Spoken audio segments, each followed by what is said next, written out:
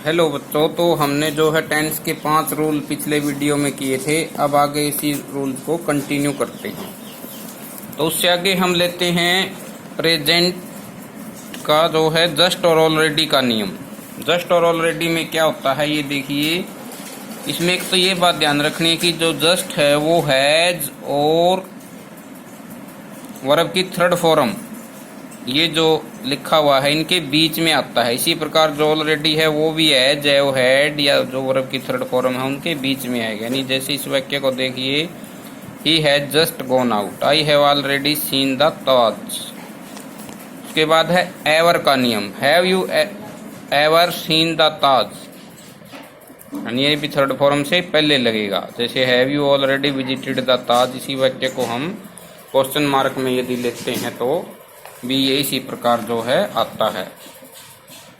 उसके बाद व्हेन से शुरू होने वाले वाक्य, जब when I saw her she was combing her hair, यानी जब मैंने उसे देखा तो वह अपने बालों में कंघी कर रही थी। तो क्रिया कंटिन्यू थी, कब? व्हेन आई सा हर, जब मैंने उसे देखा।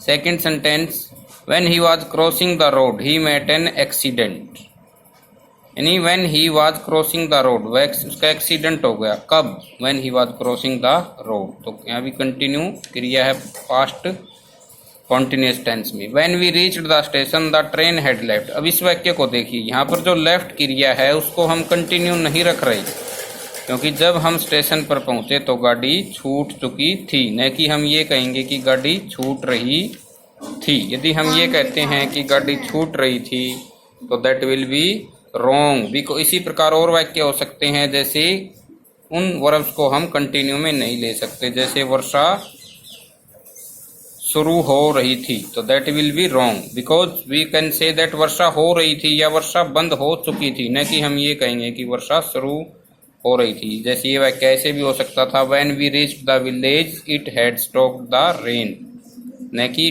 Stopping the rain, that will be wrong.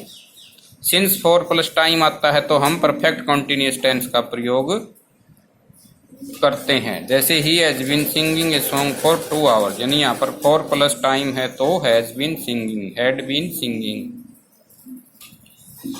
या they had been playing a match for 2 hours.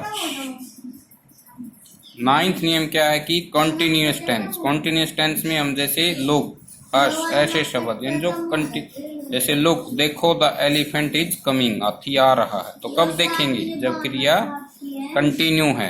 Hush, चुप, द चाइल्ड इज स्लीपिंग, बच्चा सो रहा है। उसके बाद हम लेते हैं फ्यूचर टेंस को। फ्यूचर में जब नेक्स्ट, टुमारो या कोई कमिंग ईयर, डे, मंथ, इस प्रकार हो आने वाला समय, तो उसे हम फ्यूचर में इंडिकेट करते हैं, जिसके लिए विल, सेल प्लस वर्ब की फर्स्ट फॉर्म का प्रयोग किया जाता है। तो लेकिन हम प्रेजेंट कॉन्टिन्यूअस टेंस में भी नियर फ्यूचर के लिए प्रयोग कर सकते हैं। जैसे I am going to Delhi next week, अगले सप्ताह मैं दिल्ली जा रहा हूँ, यानी बात तो वही है कि मैं दिल्ली जाऊंगा, लेकिन हमने यहाँ पर कॉन्टिन्यूअस टेंस में भी फ्यूचर को इंडिकेट कर दिया है। और जो फिक्स फ्यूचर होता है, जैसे उसकी शादी अगले महीने होगी, हिज मैरिज टेक्स प्लेस, न कि हम ये कहेंगे कि विल, क्योंकि ये फिक्स फ्यूचर है।